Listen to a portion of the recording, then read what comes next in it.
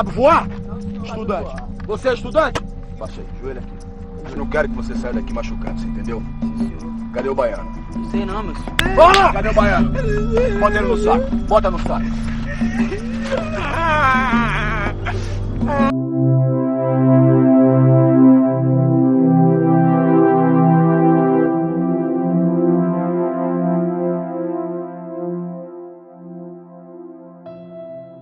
Porque o mecanismo é esse órgão de fiscalização, o mecanismo é o responsável por ingressar nas unidades de privação de liberdade, né? São essas pessoas que são capacitadas para exercer tal função, e são hoje 11 integrantes, né? Hoje é uma palavra forte, porque não são mais. A gente vai contar isso logo mais. Mas, em tese, em lei, eram para ser 11 integrantes que iam compor esse mecanismo. E esses integrantes seriam selecionados pelo comitê, né? Então, o comitê abriria um processo seletivo e selecionaria 11 peritas ou peritos para compor esse mecanismo. O que acontece? Um ponto que eu acho que é importante ressaltar desde pronto, né, que tem muito a ver com o que a gente estava conversando no começo. Unidades de privação de liberdade. A lei trata assim, né? Então, não só estamos falando só de presídios, né? Não estamos falando só de presídios provisórios. Estamos falando de casas de albergue, estamos falando de comunidades terapêuticas, estamos falando de centro de acolhida de idosos, estamos falando de sistema socioeducativo, né? E estamos falando também de hospitais psiquiátricos. Há um grande rol de espaços que são considerados unidades privativas de liberdade, do qual é o Estado responsável pela sua gestão.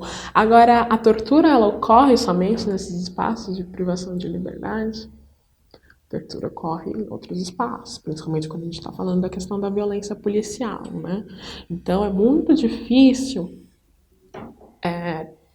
ainda que esses sistemas estivessem funcionando da sua forma mais perfeita, né, conseguir atingir a tortura que esteja ocorrendo nesses espaços que estão fora do confinamento, dos espaços de confinamento.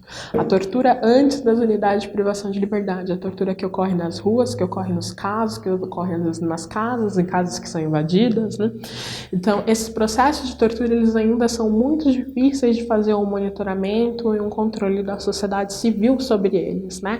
Por isso que um dos adventos que tenha sido mais interessantes em termos de políticas públicas na área de justiça criminal nos últimos anos tenha sido as audiências de custódia. O que são as audiências de custódia? E quando eu vou falar, vocês vão achar a coisa mais óbvia que devia ter tido desde sempre, mas não é necessariamente assim. A audiência de custódia é você levar a pessoa que foi detida na presença de um juiz em até 24 horas. Ela não está prevista em todos os estados, ela não está acontecendo em todos os estados, ela foi instituída por uma política do Conselho Nacional de Justiça, ou seja, não foi feito por lei, ainda tem um projeto de lei em trâmite no Congresso Nacional para a instituição da audiência de custódia de uma maneira formalizada, né, que consiga atender todo o universo, todo o território nacional. Ela acontece somente em alguns lugares, mas ela já tem sido um mecanismo interessante de tentar evitar abusos no momento da realização da prisão, né, ou daquele famoso flagrante. Porque se uma pessoa é torturada e é colocada na frente de um juiz, é muito mais fácil você conseguir algum tipo de medida, né, em relação a essa prática da tortura. E poderia, inclusive, ser utilizada como um inibidor para aqueles más policiais realizarem a prática da tortura, né? Então, eles saberiam que não vou bater, não vou torturar essa pessoa, porque algumas horas ela vai estar na frente de um juiz que vai pedir informações sobre isso, que vai pedir responsabilização sobre isso. Na teoria, é sempre muito interessante, né? E deveria ter, e realmente, a audiência de custódia é um mecanismo que a gente precisaria defender, né? Até porque, antes da audiência de custódia, pelo menos aqui em São Paulo, que já é um lugar onde os processos penais eram mais acelerados, a primeira vez que as pessoas que eram presas, a primeira vez que elas iam ver o juiz seria de 3 a 6 meses depois da prisão, né? Isso é bastante tempo. E 3 a 6 meses depois da prisão, para um juiz analisar um pedido de liberdade provisória, que seja, que na verdade não acontecia, aconteceria já em forma de sentença, já traz máculas, né? Porque a pessoa já fica ali 3, 4, 5, 6 meses, 1 ano dentro de um sistema prisional. A aparência dela já é diferente, a vivência dela já é diferente, né? A vida que ela tinha fora desse sistema já foi afetada, né? Então a audiência de custódia visa diminuir esses danos e também serve como mecanismo de prevenção e combate à tortura para esse lugar onde esse sistema nacional não alcança. Mas voltando ao sistema, né? Então, 2013 foi instituído o sistema, então a gente está em 2019 hoje. Foram, em tese, 6 anos de sistema, mas não foi necessariamente, porque instituída a lei demorou um tempo para constituir, o comitê, que demorou um tempo para selecionar os peritos. Os peritos tinham uma característica muito interessante, porque eles eram funcionários do Estado, né? Eles eram pessoas que eram contratadas pelo Estado para fazer esse trabalho de forma integral, porque vamos pensar aqui uma matemática simples. A gente está falando hoje de 600 mil pessoas presas no sistema prisional adulto no Brasil. Ou seja, em um desses espaços de privação de liberdade, no Brasil inteiro, a gente tem 600 mil pessoas presas, em tese, um pouco mais agora. Cada minuto que a gente está falando está aumentando. Então, não dá para saber ao certo quantas mil pessoas vão estar presas até o final dessa aula. Mas é um número que somente aumenta, né? Isso só no sistema adulto. Aí você soma as pessoas que estão privadas de liberdade em outras unidades, né? Então, todos esses asilos, os centros, as comunidades terapêuticas, os hospitais psiquiátricos, o sistema socioeducativo, soma todos esses. E a gente tem 11 pessoas que vão ser responsáveis por monitorar todas as atividades relacionadas às unidades de privação de liberdade no Brasil. 11 pessoas parece suficiente para atender toda essa demanda, todas essas unidades? Não. Então, um dos dispositivos que estavam estabelecidos dentro da lei federal era estimular os estados, né, a fazerem seus próprios mecanismos de prevenção e combate à tortura. Isso estava disposto na lei federal. Então, vocês vão ver aqui a situação do Brasil hoje, né? O panorama com relação aos mecanismos de combate à tortura. Os estados verdes são aqueles que têm mecanismos criados e ativos. São hoje 8 estados apenas que têm mecanismos criados e ativos. E aí, quando eu falo mecanismo, é mecanismo mesmo, né? Só por ter sido o sistema feito de uma forma de ter um comitê e um mecanismo, nem sempre os estados vão adotar esse tipo de governança, né? Então, a maioria dos estados instituem ou um ou outro. A gente tem aqui os em rosa, que são os instituídos, os comitês que foram instituídos, mas não estão funcionando, somente foram comitês. A gente tem os estados em marrom, na verdade é só um estado, que é o Rio Grande do Sul, que tem um comitê em funcionamento, mas não tem lei ou ato normativo, ou seja, é uma coisa voluntária feita pela sociedade civil, que a sociedade civil realiza, monitora, mas que não tem o amparato normativo, e os estados em vermelhos, que são aqueles que não têm nem comitê e nem mecanismo. Dentre eles, o estado de São Paulo, que é hoje o estado que detém a maior população em situação de encarceramento do Brasil. Só de unidades adultas de privação de liberdade, hoje a gente tem mais de 220, né? E a ideia era que fossem criados esses sistemas regionais de uma forma da gente conseguir atender, de fato, a demanda que existe nessa área no Brasil, né? Que os 11 integrantes, os antigos 11 integrantes do comitê não atenderiam.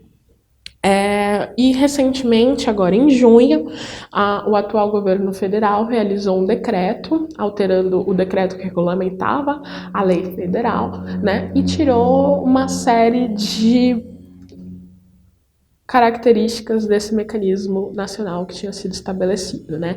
Dentre elas, a mais grave é essa questão das pessoas que fazem essa ação de mecanismo não serem mais pessoas remuneradas para exercer esse cargo, né? Então, seriam pessoas que teriam que fazer isso de uma forma voluntária. O impacto disso é tremendo, né? Tanto porque desde que foi finalizada a gestão finalizada à força, né, digamos assim, a gestão da Dilma, há muitas dificuldades de fazer com que esse sistema continue de uma certa forma funcionando, né? Então, na gestão Temer, a gente já tinha tido vários entraves burocráticos, desde o não pagamento de passagem, desde o fechamento de condições de elaboração de relatório, de impressão de material, enfim, isso foi dificultando a ação desse mecanismo, né? E o comitê também ficava ali de uma certa forma estagnado, porque para ele funcionar, supostamente, ele precisava das nomeações das pessoas que são da gestão pública, né? Para dar quórum, para as reuniões acontecerem, para que o sistema continuasse rodando, e o governo não indicava as pessoas, né? E por muito tempo houve esse vácuo. No fim da gestão legítima do Temer, a gente teve uma situação que foi a não nomeação do novo comitê pelo presidente eleito no começo do ano. E isso faz com que a gente fique ali com um lapso de tempo muito grande de ações de prevenção e combate à tortura no Brasil. Por quase um ano a gente não tinha conseguido fazer quase nada dentro desse sistema, né? E aí, passados os 6 meses, depois de muita pressão dentro dos canais do Legislativo, inclusive o Legislativo chamou a ministra Damares para apresentar a justificativa de por que esses comitês participativos não estavam funcionando. Isso não era uma questão somente do Comitê Nacional de Prevenção e Combate à Tortura, eram outros órgãos participativos também, e quando ela foi acionada, ela fez a solução mais simples possível, um decreto falando que todos os comitês e órgãos colegiados federais, iam ser extintos se não apresentassem uma justificativa de existência em tantos dias, né? E com uma canetada ela extinguiu toda a participação social que existia no governo federal, que foi construída a muitas custas por muitas décadas, né? E isso teve seu impacto, né? Eles não conseguiram extinguir de pronto o comitê porque era previsto por lei federal. Então, caíram mais aqueles comitês e órgãos participativos que tinham sido instituídos por decreto, né? Então, por ter sido estabelecido por lei federal, eles não conseguiram derrubar o comitê. Então, ok, acho que eles pensaram ali, eu não sei como eles fazem essas discussões agora naquela salinha, mas devem ter discutido, ok, como é que a gente vai fazer para enfraquecer ainda mais o sistema, né? Continuaram não nomeando os membros que tinham sido eleitos na gestão passada para serem do comitê. Quando eu digo membros, a sociedade civil participante, que faz um processo seletivo, né, de quais são as organizações que vão representar a sociedade civil dentro do comitê, não nomeavam também nem na parte deles, nem na parte nossa. E no fim, para coroar, eles colocaram várias medidas que enfraqueceram o próprio mecanismo, né? Então, hoje você não tem um comitê para nomear, e você não tem pessoas que vão querer, de fato, fazer essas atividades. Porque, para ter a dimensão do que é um trabalho do perito, do sistema, pensa que você viaja o Brasil inteiro, várias vezes, né, vendo violações de direitos humanos. Você não tem necessariamente um lugar fixo por muito tempo, né? Então isso demanda uma boa parte da sua vida, e você ainda tem que fazer essa produção de relatórios. Então os peritos ficavam um período fazendo essas visitas, né, aos estados, onde eles passavam por várias unidades, faziam várias conversas com os atores políticos da cidade, tanto o governo quanto a sociedade civil, e voltavam para Brasília, faziam um relatório, entregavam, passavam as recomendações adiante, iam para outra cidade, fazer novamente esse processo. Então, eu tenho muitas dificuldades de imaginar pessoas que vão fazer isso da mesma forma e na mesma qualidade que esses peritos conseguiam fazer dentro dessa nova dinâmica. E isso é algo que a gente tem que pensar em como a gente vai conseguir tentar manter um sistema vivo, porque, de fato, hoje eles estão cumprindo o que o protocolo facultativo diz. Estão cumprindo o que o protocolo facultativo diz, porque o protocolo só estabelece que você cria um sistema, né? Mas, ao mesmo tempo, eles estão destruindo por dentro o sistema que foi criado. de uma forma que ele não funcione, de uma forma que ele exista apenas no nome, né? Que ele não cumpra a função para a qual ele foi lutado, a função que ele foi criado para cumprir, né? E isso é uma das dimensões mais preocupantes que a gente tem que atender aí nos próximos anos. Eu acho que um ponto aqui que falta falar, a gente já pincelou algumas vezes, é a questão da percepção da justiça com relação à tortura, né? E aí a gente vai para um ponto de reparação. E a reparação nem sempre ela é uma reparação financeira, né? Quando a gente fala de reparação, as pessoas tendem a pensar, uma reparação. Não. A reparação, às vezes, é um compromisso, né? Assumir a responsabilidade pública por aquilo que foi feito por ela, né? Então, algumas organizações realizaram uma pesquisa, alguns anos atrás, que chamava Julgando a Tortura, que fazia uma análise da percepção do judiciário com relação à questão da tortura no Brasil. Isso já traz alguns pontos, né? Algumas coisas básicas que a gente já parte do pressuposto. Então, o judiciário brasileiro ele desconhece normativas internacionais, são poucos que mencionam a Convenção Internacional de Erradicação da Tortura, são poucos que trazem casos que foram julgados pelo sistema interamericano, para falar poucos, assim, entre 200, né, dos julgados que foram leitos, e eles trazem óticas diferentes com relação ao perfil dos acusados. Então, vocês vão ver aqui, né?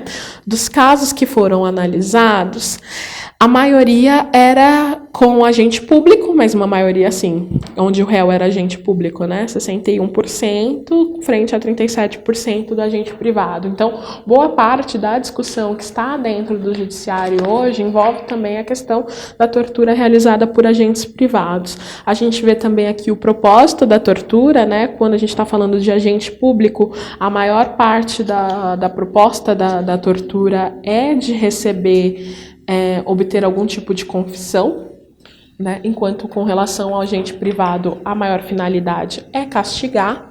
Quando a gente fala de quem fez a propositura da ação, a maior parte é em relação ao próprio réu, não é o Ministério Público. E isso mostra também muito das fragilidades que a gente tem no nosso sistema de justiça quando o assunto é tortura. A incapacidade do Ministério Público de se comprometer de fato com a erradicação e combate à tortura e também atrás desses casos, né? É mais fácil hoje o Ministério Público mover mundos e fundos por uma pessoa que roubou uma fatia de presunto no mercado do que ir atrás do caso de uma pessoa que foi torturada por horas e horas por um agente policial. Então, esse é um dos pontos preocupantes, assim, que essa pesquisa mostra, né? E quando a gente vê que é o agente público, ainda assim, o Ministério Público não age tanto quanto age com relação ao privado, né? A disponibilidade. Com relação às decisões, as principais decisões são pela condenação, né, sendo muito forte também quando é um agente privado. Na argumentação eles colocam isso. E há também muita a perspectiva de desqualificar, ou seja, colocar não como crime de tortura, né, mas como um crime que pode ser uma lesão corporal, uma lesão corporal grave, uma lesão corporal leve, média, né? Tentar desqualificar a tortura por algo que não seja considerado tão grave pelo sistema, né?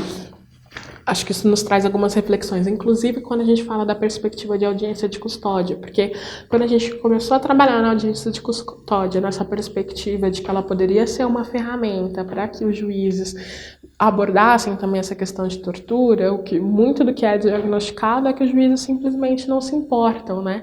Então tem já um estudo do CNJ com relação a esse número de ocorrências de tortura nas audiências. Nas primeiras audiências, que eram aquelas audiências menina dos olhos, né, vitrine, que tinha uma alta cobertura midiática para mostrar que a política funciona, que a política valeria a pena, enfim, a gente via os juízes perguntando sobre questão de tortura, enfim, quando isso entra numa sistemática fast food, né, de ter que passar várias pessoas, enfim, os juízes vão perdendo um pouco o interesse em relação à parte da tortura e não estão tão sensibilizados para olhar para essa questão no momento da indagação da pessoa que foi detida, né, porque muitas vezes o policial que praticou a tortura está dentro da sala de audiência também, né, então não vão ser todas as pessoas que passaram por esse processo que vão se sentir confortáveis ali, né, no ambiente de fazer esse tipo de depoimento. Então,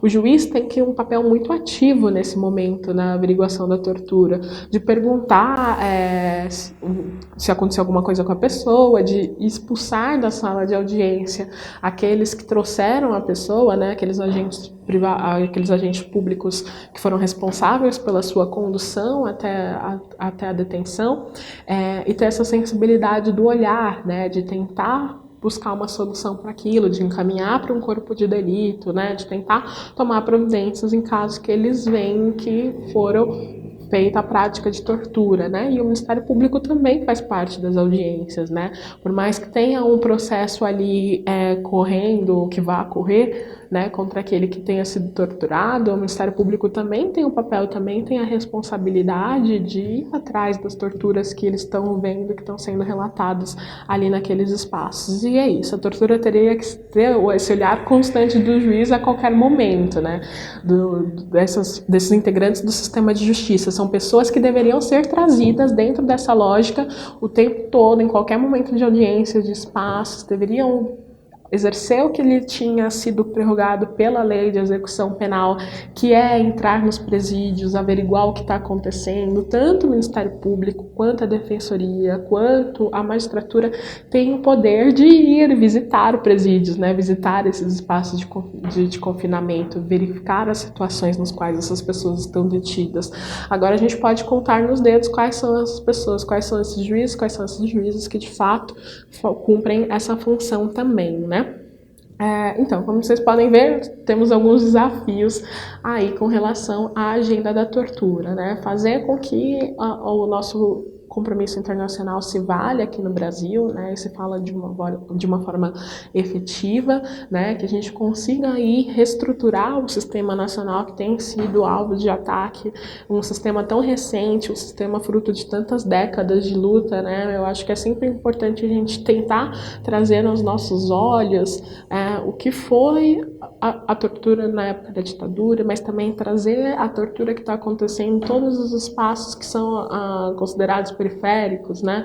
Que estão acontecendo diariamente, constantemente, né? A gente está falando de tortura na década de 60, 70, agora a gente também está falando do Amarildo, que foi torturado até a morte. A gente está falando dos meninos que estão aí no olhar sob a mira, né, de um governador que sobe num helicóptero para tirar pessoas de cima. Assim, a gente também tem que entender esses outros impactos de outra tortura. Eu fico pensando sempre nessas famílias no Rio que estão morando em comunidades que são acordadas de manhã por alvos de tiro todo dia, né?